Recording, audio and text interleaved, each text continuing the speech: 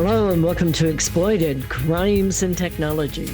My name is Opal Singleton, and we come to you every Saturday afternoon at 3 o'clock right here on AM 590, The Answer.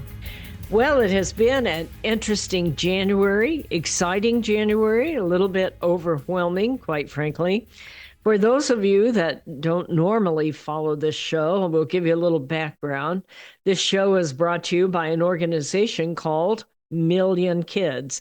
We're not 1 million, we're not 8 million, we're not 5 million kids. We're just simply millionkids.org, not .com, but .org. And we're an organization that's been in business now going on, believe it or not, it's over 15 years. And we're headquartered right here in Southern California, where you are. But we also work across the nation. We do a lot of different kinds of work. But our whole thing is keeping kids safe from predators. So we do a lot of prevention and intervention work for human trafficking and sex trafficking especially, and also online social media exploitation. And so it is challenging work. And January was National Human Trafficking Awareness Month. So I am like to the end of my rope. I don't know that I've ever seen it quite as busy as it has been this month. And we do all kinds of things to support the Riverside County Anti-Human Trafficking Task Force, which is through the Riverside County Sheriff Department. We have some amazing men and women in Riverside County and some in San Bernardino County that do what nobody else is willing to do, and that is to go out in the middle of the night and go after the worst of the worst. I believe that anybody who sells a young person's body is the worst of the worst. And they are really some scary people sometimes to go after, pimps and predators and pedophiles and like that. So with that, it's been a very busy month. So on the negative side, we talk a lot about exploitation and abuse and that kind of thing. On the positive side, though, we do a lot of prevention and intervention. And a lot of people think that I'm the only person at Million Kids. They must think that I do this morning, noon, and night. Well, some days it does feel like I do, but just ask my husband. But it isn't true. We're a whole team of people with some incredible expertise and people with big hearts that care about other people. And we're also an organization made up of donors and supporters of people who care deeply about young people and this subject. And we can't do this work without all of you that go out and educate yourself about this and support our work financially and in your prayers. Thank you very much. We need those. And so one of the projects that we run in January is called the Foster Care Bedding Program. And this is conducted by many people at Million Kids, but especially by a lady that has helped me for many, many years. And I've asked her to be a guest on our show today. What we do with the foster care bedding program is we ask you to donate a minimum of $50. You can be 75 if you want to go really outstanding. And we go out and we buy, comforter for a twin bed, matching sheets, and then some sort of decorator item that can be really fun. This can be anywhere from Spider-Man to dinosaurs to Barbie. And we package those up and donate them off to the kids that are going to be in foster care. So when I began to think about all that happened this month, and trust me, I can't even get on my dining room table or my couch because you all donated so much, and I'm packaging it up, about to deliver it. And it was so exciting. But when I started thinking about it, we have a lady that is just so important to us. She and her husband run a corporation. They don't actually live in California anymore. I met her once in California. And I have never seen a person with such a heart for foster kids. Her name is Deena Murray, and I've asked Deena to join us today. You want to say hello, Deena? Hi, everyone. Tell the audience a little bit about what you do with me and kids, and also, well, I'll come back to you in a minute about your work with foster kids. But first, tell the public, let them know it isn't just me, baby. There's a lot more people than me that are cranking this stuff out and doing the hard work. So tell the folks what you do with me and kids. Well, with Million Kids, I do whatever Opal needs. No, That's I do, hysterical. but I have also been responsible for the website and keeping that updated. A lot of, if you get the e-blasts, usually I'm the one sending them out. Opal oftentimes writes them, but I make sure they get sent. So I So they're do handle, presentable. yeah, some of the marketing pieces. I work with Chris, another team member who does social media, making sure he gets what he needs, and then packaging the radio show because we do put it on as a podcast as well on Spotify. So Yeah. just Yeah. whatever's needed. Yeah, well, you're very good at whatever is needed. She is also very good at packaging and doing events planning and that kind of thing. She's an excellent resource in our life and a very good friend. Well, one of the reasons I wanted Deena to come on is she's helped us a lot with our foster kids program. And if you go on millionkids.org's website, or if you're on Facebook, ask to join Million Kids or even Million Kids supporters. That's a closed site where you can get trained. And you can see pictures of all the photographs of all the things that have been donated this month by the public for foster kids. But the other reason I asked Deena to come on is I have never in my lifetime, and I've met a lot of people in my lifetime, never in my lifetime have I met someone with such a heart for foster kids. And she and her husband have literally dedicated their life to assisting foster kids. And that's really where I met Deena many years ago. And she probably regrets that day. But anyway, Deena, come on, tell the public a little bit about what No, you do. well, we became foster parents. I think it was like 1990 or something like that. And our goal was to keep siblings together. So we had a set of three, and then they were reunified with their mom. And then we had a set of four who stayed with us for 2.5 years. They were reunified with our mom. And then in between and during that time, we would have individual. And then we ended up with six siblings. Then we got a call, hey, we have a single, and then a single, and then four. So we ended up with a household of four foster children at the same time. And over the years, we ended up adopting all 12 of them. Oh So my that gosh. was our journey. I think we've added it up and we've had close to 30 foster children come through our house at various times. Oh my gosh. And you don't drink either, do No, I don't. you? You are one brave woman. But on top of it, one of the things that I have known about Deena in working with her is she has tremendous insight into the human life and the needs of people and understanding what how to deal with people, especially young people that may have been dealing with trauma. So, Deena, one of the things I'd like you to share with the people is what's it like to work with foster kids, and what kind of skill sets does it take? But more important, what kind of situations do you encounter? Wow. Well, I can say this. I do think it was from God, our ability and our insight, praying for wisdom every single day is I part of bet. the journey. You have to have that, and to have the right mindset every single day. I have learned so much patience. I think that is one of the most important things that you can have, but it's staying connected with God on a daily basis. Oh, I bet. I bet. It's you've had such a range of kids. And as far as like ages go, male or female and ages. And so each and every one of them has unique needs based on their background and what they've endured and what their expectations are and what their fears and anxieties are. As we begin to get it ready to go into our next section, one of the things I want to share with the public here is one of the reasons this discussion about foster kids is so important is literally more than half of the young people that end up victims of sex trafficking come from the foster care system. And there's reasons for that. They're easier to recruit because they have a hole in their heart. And, bad guys figure that out real quick. And this is why early on, when Deena and I met, we talked about how do we do prevention and intervention and help some of those most vulnerable kids that are great kids, many of them very smart, but to keep them from becoming victims.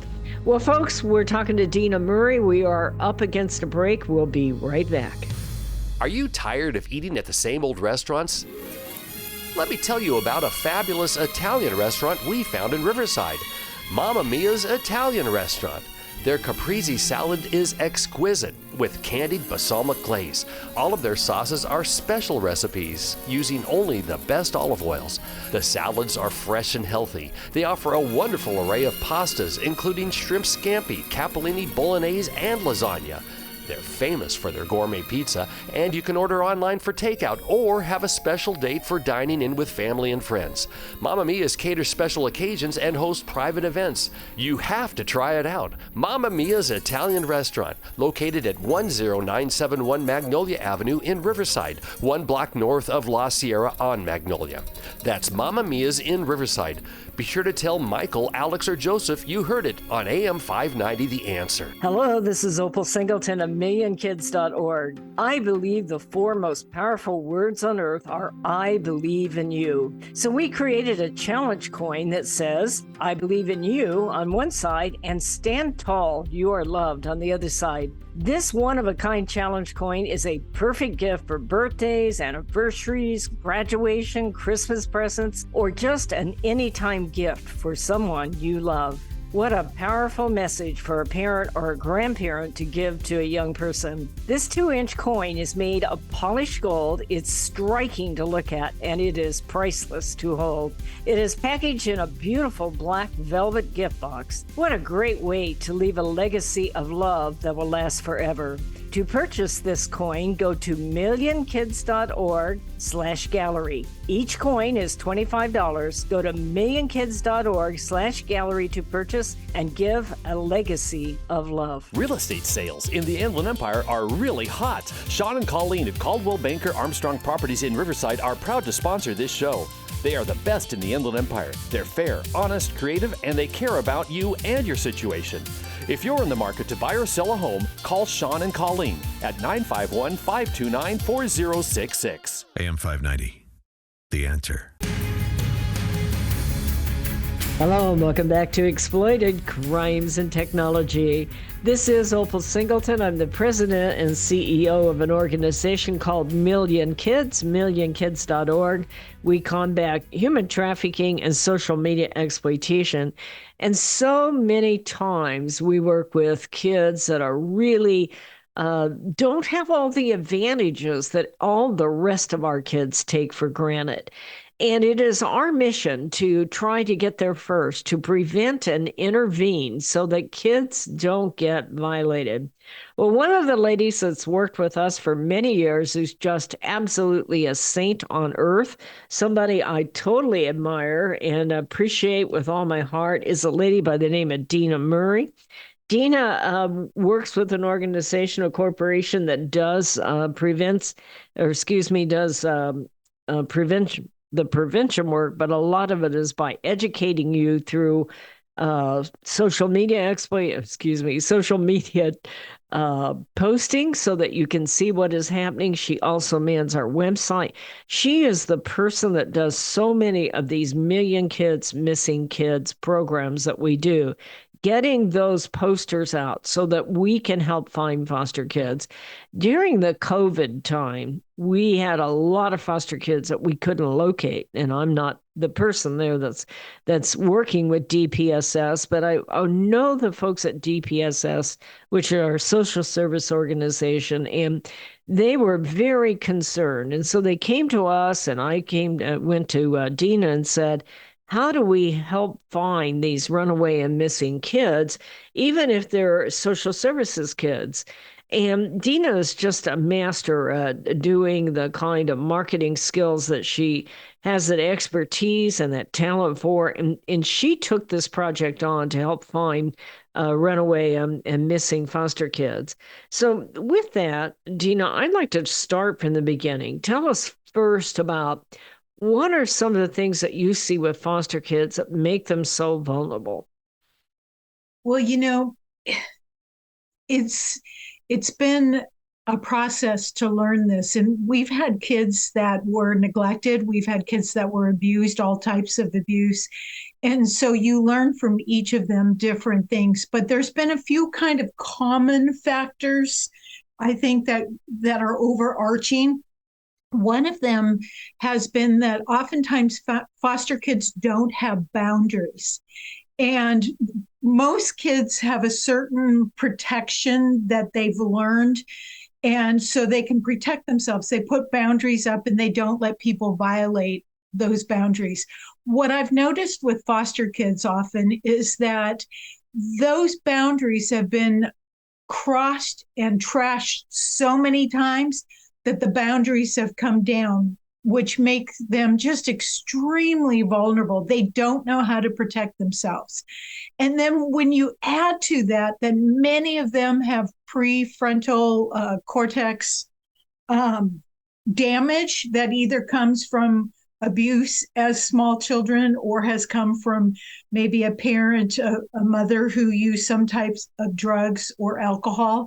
So they're also dealing with the damage to their brain. And the reason that matters is that prefrontal cortex is what gives us the ability to reason and to use logic and to make decisions and to weigh one side versus the other. If you have damage to that region of your brain, those children tend to be much more impulsive. They don't think things through. They don't think about consequences, maybe like some of us would. Of course, when you're dealing with children, that doesn't really completely develop until you're 25-ish or so. But with foster children, the damage sometimes has delayed that growth for so much that they just aren't capable of making what we would consider to be good decisions. And then the third, go ahead. Go ahead. No, you go ahead. Oh, I was going to say, and the third thing that we noticed is that they often are dealing with attachment disorder. You talked about the hole in the heart. So if you're a baby and you cry and nobody responds, at some point you just stop expecting, and so you learn to detach from people, because you've heard people who'll say, well, I can't trust anyone but myself. That's a form of attachment disorder. And we saw that where they didn't want us to parent them. They were quite okay by themselves because they had never learned to trust a parental figure. They had never learned that parental figures would a lot of lies happen in dysfunctional families. And so they got used to that. And so they disassociated themselves from those people that they should have attached to. Mm-hmm. I've often had a theory, and I'm certainly no psychologist by any means, and I don't have the expertise or background that you do. But one of the things I've often thought about foster kids, because I've met some just amazing, brilliant foster kids, or they're kids that are temporarily in the system because they have nowhere to go, and it's really, really a concern now because we have so many teenagers that are homeless on top of it that kind of get lost in this system. But I've often thought that one of the things that makes the older foster kids, or at least kids that don't have a strong household to be in, is this idea of performance-based love, if you will. That I've often thought, in my case, I did things that I'm sure ticked my parents off, but I knew I wasn't going to lose my home over it. Okay. They still love me. They may not like me right now, but I'm not sure. No, I'm just kidding. Anyway, they may not like me right now, but I knew I had a place to stay. I knew that I was still part of the family. I had a legacy of being part of something bigger than myself. And I often think that that's one of the real challenges for foster kids, is because they get into a home, and if their behavior is such where they don't get to stay, they begin to look at love as what I do determines whether or not they love me. And that just sets them up for a pimp or a predator in such an easy way, because pimps are really good at giving them performance-based acceptance. What's your thoughts on that? Or is that way too deep for what you're... No, I would completely agree, because and what backs that up is we had, every one of our children, because most of them had been in other foster homes before they came to us, and for whatever reason had been moved out and ended up in our home.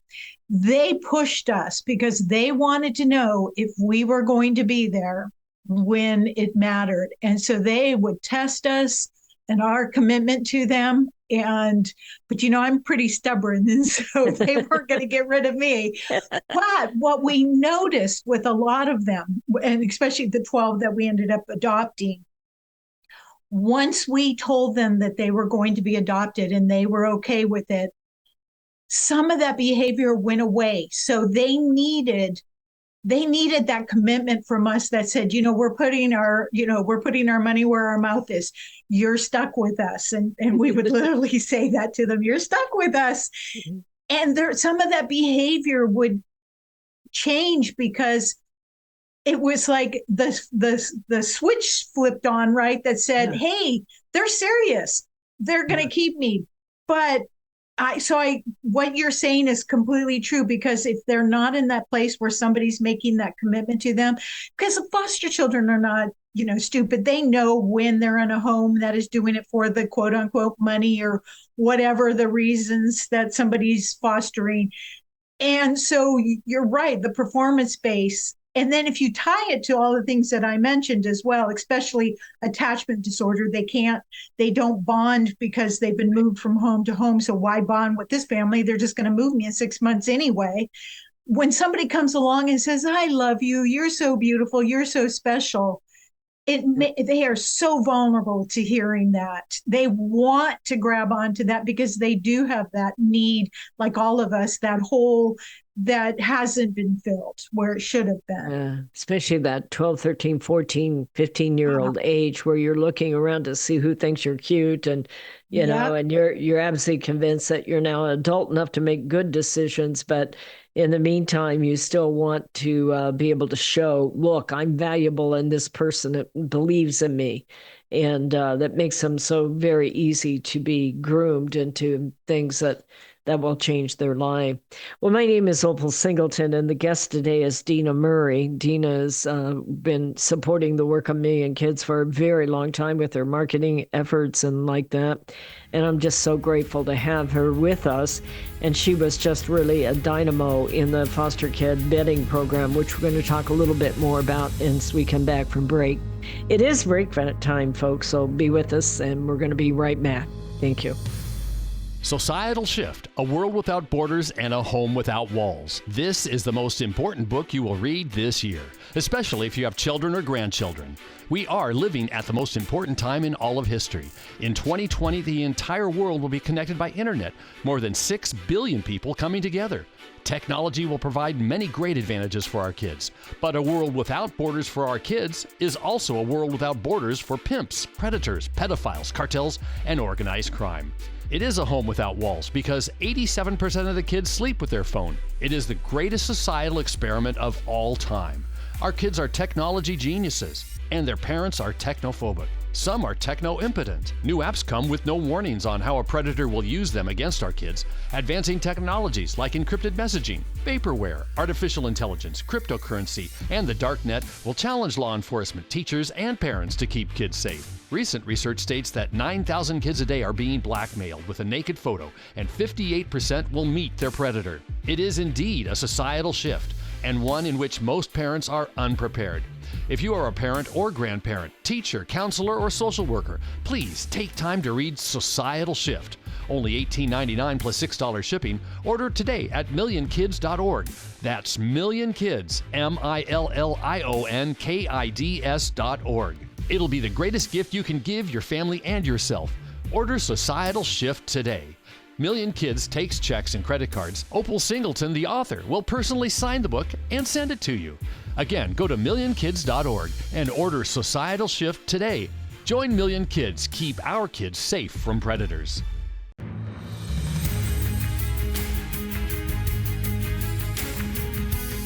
Hello and welcome back to Exploited Crimes and Technology. This is Opal Singleton. I'm the president of Million Kids, and we come to you every Saturday afternoon at 3 o'clock right here on AM 590, The Answer. Hey, I want to share with you a minute. I've done a huge amount of public speaking in January. It makes my head ache thinking about all that we did, but it's almost at the end of that. But that gave me an opportunity to meet so many of you. And it has been really refreshing from that standpoint. Now, on this radio show, we come on, we look at the microphone, we say, what are we going to say today that's important enough that you want to listen? And yet, when I meet you out in the public and you tell me that you never miss this show or that you love some of the subjects that we cover, it just means the world to us. This is an important show. We actually got the show so that we could talk about some of the challenges of kids that get caught up in sex trafficking. So many of you saw the movie Sounds of Freedom, and that's a really good movie, but it doesn't have anything to do with what happens here in the U.S. Here in the U.S., it's usually a young kid, and as I said earlier, about 50% of the kids in sex trafficking come from foster care. And they fall in love online. Maybe they meet a guy at the mall. And all too often, it's a gang guy or somebody who wants to take them down. And yet they want to believe with all their heart that they found the right person, somebody to finally believe in them. And that makes them very, very vulnerable. And that's why I wanted to invite Deena Murray to join us today. As you have already heard her say, if you've been on for the whole show, she actually adopted 12 kids. 12, is that right, Deena? 12? That is correct. Holy cow. That's more than you can count on two hands. But anyway, and she's had a lot of experience. And so when we do these foster support programs for kids like we've just been doing. And by the way, it's not too late if you want to donate.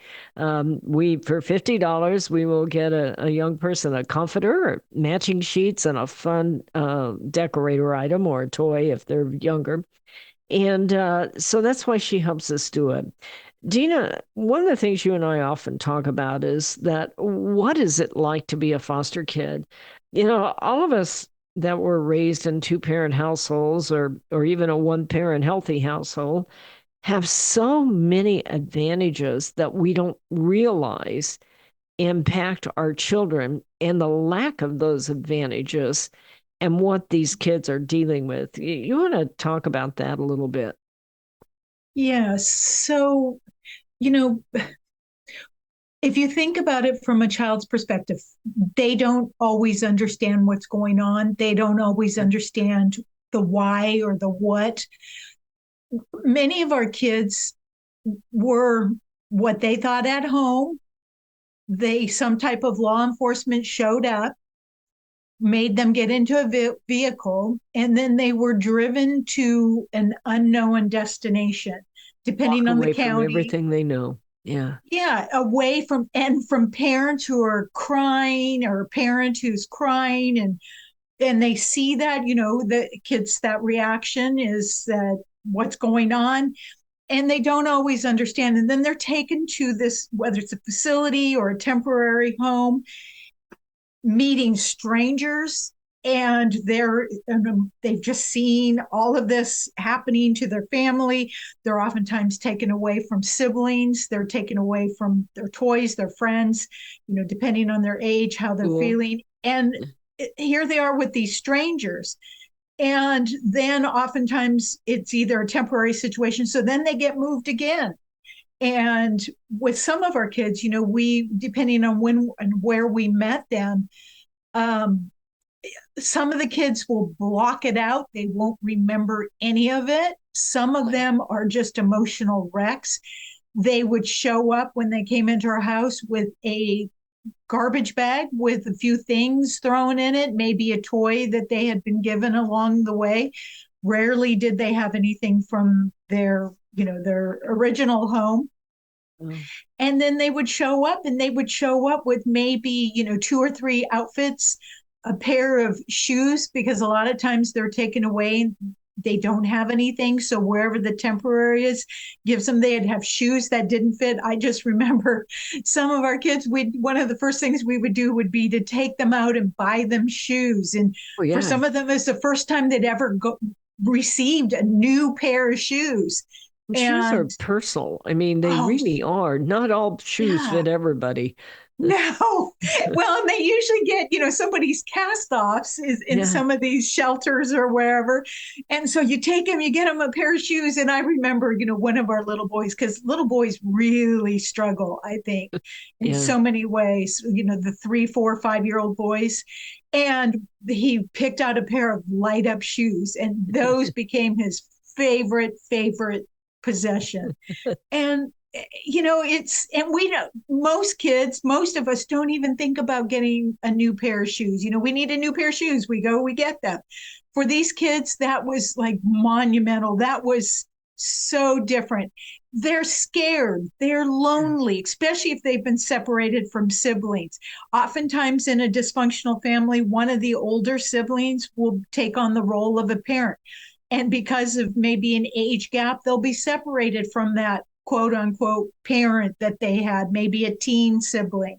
So that's scary for them. And then, you start dealing with court dates, and you start dealing with social worker visits, and people are asking questions because they're trying to figure out what happened. And all of this is overwhelming. And I can tell you that probably none of our children ever really understood what was going on. Even when they got older, they would have misconceptions. I know one of them told me, I know we were taken away from my mom. It was my fault because I didn't keep my baby brother from crying. So it was my fault that we were taken away. And it's like, wait. No, I mean, we were talking, this was a household with addiction and neglect. But this 5-year-old little girl thought it was her fault because she did not keep her 1-year-old little brother from crying. And so the neighbors must have complained. They have no idea. They have no comprehension. And so it's just very, very, very scary. I mean, the inability to sleep at night, the sometimes eating disorders that come with it, that you're dealing with. There's so many ways that they show that emotional strain, just like any of us would. Yeah, I think I've often thought that there's so many kids that blame themselves and feel like if I could have been more, if I'd tried harder, if I'd done something different, and they take that as a diminish of their own self-worth. And because otherwise this wouldn't have happened. And of course, I think in many high emotion situations, that's a normal human response of you blame yourself, because if you blame yourself, you can change yourself and maybe change the situation. And it's a control mechanism trying to get back, not ability to accept something that's happening. But of course, if you're 5 years old or 7 years old or even 9 years old, and you see this even at 13, 14-year-old girls, it's like, this time I'm going to get it right. This time I'm going to comply. And that's one reason why they're easy to to manipulate. I think the other thing is I want to talk a little bit about, we're starting to run out of time this session, but talk a little bit about transitioning youth, because I've met so many teenagers that are 14, 15, 16, and they're just trying to be adults and get out on their own. And of course, somebody comes along and says, here, I'll give you this, this, and this kind of thing. And that also makes them vulnerable. The society doesn't get so excited about helping a 14, 15, 16-year-old kid because they've probably been in some sort of trouble. But the truth is, they need your help more than any of the other populations, I think. I would agree. I think, and you're also talking 17, 18 as they transition, yes, at least legally for many of them. They may not even be aware of the resources. There may be nobody telling them. And there are resources for them. But again, it's scary. It's scary for the 18-year-old who goes off to college for the first time or gets their first job. Yeah, I would agree with that. I think that that's an area of our society where we need to pay attention, because one of the things I know from Million Kids supporters and followers, many of them, including many males, were raised in foster care or raised in a home that was a challenge for them. And they will be the first ones that say, let me buy a set of bedding for a foster kid, because if I had had that when I was younger, maybe my life could have been a little bit different. Well, my name is Opal Singleton. Our guest today is Deena Murray. We are coming up against break time, so stay with us. We'll be right back. Hello, this is Opal Singleton of Exploited: Crimes and Technology. I want to tell you about a book I wrote called Seduced: The Grooming of America's Teenagers. It's all about how predators access, groom, recruit, and exploit our young people using social media, online gaming, video chat rooms. Technology is changing at the speed of light, and we have to understand how to keep our kids safe from predators. So you can get this book by going to www.millionkids.org. It's $16. I'll sign it and I'll ship it to you personally. We hope that you will order this book, educate yourself about how to keep our kids safe in this day of changing technology. Join us each Saturday for our radio show at Exploited: Crimes and Technology at 3 o'clock on AM 590. The Answer. Custom Service Systems, a proud supporter of Million Kids, is a family-owned and operated commercial cleaning company servicing the Inland Empire and surrounding areas since 1974. CSS takes pride in their ability to maintain the business facilities they serve and their long-lasting relationships with their valued clients. CSS provides a variety of cleaning systems customized to client needs, including deep cleaning and disinfectant to be COVID-19 compliant.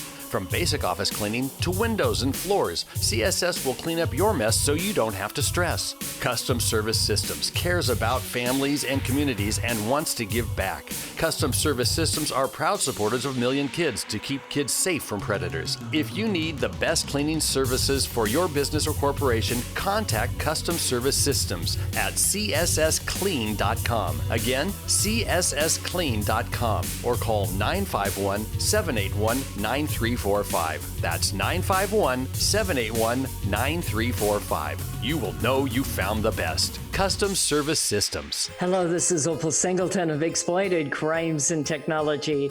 Let me tell you about my friend Doris Anderson at Remax Realty in Upland. She is amazing. She's kind, she's patient, but she listens. And she's informed, and she will help you with your real estate transaction in a way that works for you. Doris, in full disclosure, often supports the work of Million Kids because she cares about young people. But she knows how to analyze a market, how to market a property, and how to find just the right transaction for both buyers and sellers. If you're looking to buy or sell real estate or invest in income property, contact Doris Anderson at Remax Realty, 951-733-8899. That's 951-733-8899. 951-733-8899. AM 590. The Answer. Hello and welcome back to Exploited Crimes and Technology.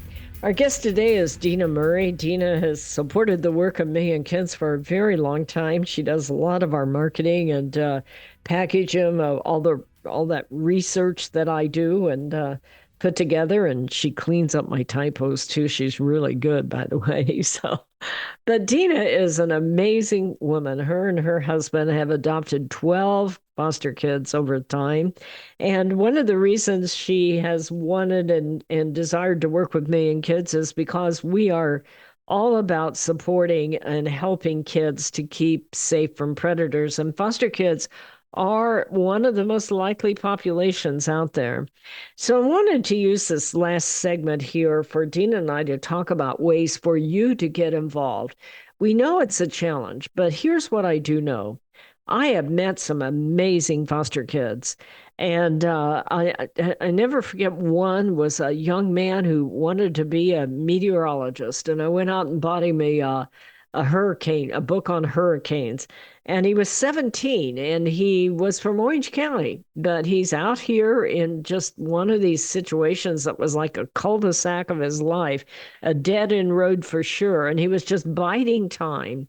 And that triggered for me, one of the populations that you can help that is so important is that group that's about 16, 17, 18, 19 years old. They're coming out of foster care and they're trying to figure out who they are and how to go to school, how to go to college, how to get a job, how to learn a trade, how to be a solid individual. And if there's ever a time in our life that we can help, most people say, well, I don't want to be a foster parent. Fine. But Deena and I were talking. There are several things that we believe that the public can do. One of them, of course, is helping with our bedding drive at millionkids.org/donate. Okay. But Deena, someone give us and share with us some of the ideas that you've thought about for those older foster kids of how someone, even though they don't want to be a foster parent, how they can help. Well, one of the things we do at Million Kids is the Million Kids Missing Kids. And the bulk of those are foster kids. When we're looking for runaways, or DPSS is looking for runaways, they're foster children. And something I had noticed and talked to a couple of the social workers about is that many of them run away before either a major holiday or before their birthday. Oh. And I thought that was just really interesting. So we talked about it. The other thing that they brought out is that many of them will run away close to their 18th birthday because that way they don't have to deal with the system any longer. But it made me start thinking about, if kids are running away before major holidays, especially things like Thanksgiving, Christmas, the family times, or before their birthday, what is going on? Well, of course, either they're looking to reconnect with birth family during that time, or they're looking to connect with someone, or they don't want to deal with it because it's a family time and they don't feel like they're part of the family. So one of the things that I think is so important is, if you know a foster child, any age, whether it's someone at church who has foster children, know when that person's birthday is. Cool. And make a big deal about it. Uh-huh. Make a big, big deal about it. Surprise party, balloons at church, embarrass them in front of everyone, but make them feel like they are so special, because that seems to be a big link in many, many, many of the missing kids that we deal with that are foster children. It's a powerful idea. I love that idea. Well, and there are organizations out there that do birthday cakes for foster children. There's different things, but if that group doesn't hear the child that you be the person to do it. And then the other thing, and this is a little bit of a bigger step, Bob and I, my husband, we would get exhausted because this was 24/7 sometimes, and we would need respite. Mm-hmm. To become a respite person, you do have to become certified. And by being certified, you need to be fingerprinted in a background check. to be able, if you know anybody who is a foster parent, one of the most wonderful gifts you can give is to become a respite foster parent. Maybe it's one night, maybe it's 2 hours, so that the mom can go grocery shopping without 12 kids all hanging off of the cart. That was one of the best blessings. We had a few people around us who did that, and including both my husband's and my mom's, who became respite. And it was such a blessing to be able to take a little bit of time without the kids. No So kidding. so without becoming a full-on foster parent, you can become a quote, an aunt or an uncle or a grandparent for an hour or two, to give the foster parents some respite. That's such a wonderful gift that you can give. And the kids love it. Kids loved when grandma came and baked cookies with them so mom and dad could go out to dinner. So definitely that's something to consider. Oh, that's cool. Another thing that I've often thought is, if you know a foster family and maybe they don't have the resources they need, but one of the things I've seen about foster kids is they never get to like play soccer or go to a dance recital or, be in taekwondo or any of that stuff that normal kids do, because it costs a lot of money for that. And especially if you're in a foster family where there's other foster kids. And I think working with the foster parent, you could sponsor that and say, Yes. let me help your son so that they can play soccer or play in a band or whatever they want to do, be in the Boy Scouts, and we'll make sure they have the proper equipment and uniforms and like that. I think that's the other reason that I've been so strong about this bedding drive. And we're coming to the close. So I just want to let you know, if you want to participate, it's still not too late. This bedding drive is for little kids, but it's also for teenage kids. And who wouldn't want a brand new comforter that's really cool, especially if it's got dinosaurs or footballs or something on it, and something that is yours, that's brand new, that you can be proud of. I often say that for churches, that if you have a kid that's transitioning out of the system, sit down and find out what they need. Are they getting an apartment? Can you bring in, all your older people who have way too much stuff and collect so that they can have, a blender and maybe a nice painting and some new stuff in their room? I always say, give them something to lose, okay? Because most of these kids have never had something to lose. They have lost it all, but now give them something of their own. And that's especially important if you're 16, 17, 18, and you're looking at maybe being homeless, or maybe wanting to go on to the next step, but not having someone believe in you.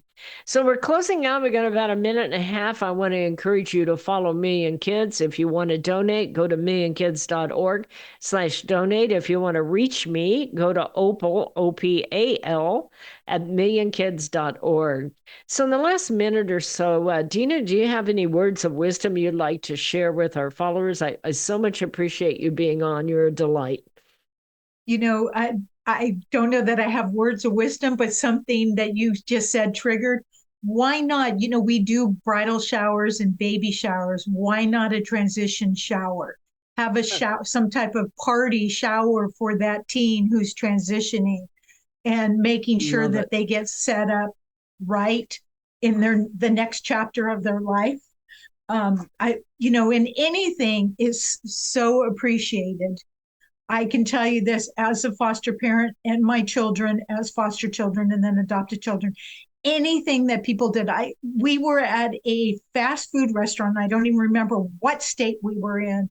And we were a very mixed race family. So it was kind of obvious that maybe we weren't all biological. And somebody paid for our lunch at a fast food place. He just said, "Hey, I just wanted to pay for your lunch." And he was a truck driver who happened to be eating at the same place we were. So there's cool. Just every little thing that gets done is such a blessing for the family, whether it's for the child or for the family. So very much appreciated. I read a case, we're closing out here, but I just wanted to add, I knew a lady in her 80s and she had a set of dishes that nobody in her family wanted. And she was ticked off about it because they're all wealthy and she's got these great dishes. They don't want her dishes. She packaged them up, wrapped them up pretty, took them down to a girl that was getting a new apartment. And she said, these dishes have been in the Larson family for 3 generations, and you're now part of the Larson family. And I thought, those kids don't normally get a legacy. Now they got a legacy. Well, thank you, Deena Murray, for joining us today. You've been a delight. This is Opal Singleton. This show is brought to you by MillionKids.org. I hope you'll go online and hit millionkids.org/donate. See you next Saturday at 3 o'clock on AM 590. This message is all about Million Kids, the organization that helps locate missing kids throughout Southern California and educates to keep kids safe from predators. Million Kids educates school administrators, teachers, parents, and teenagers how predators identify a potential victim and the methods they use to recruit innocent kids. BMW of Riverside is a proud supporter of Million Kids. Visit BMW of Riverside at the Adams Street exit off the 91 freeway or click bmwofriverside.com.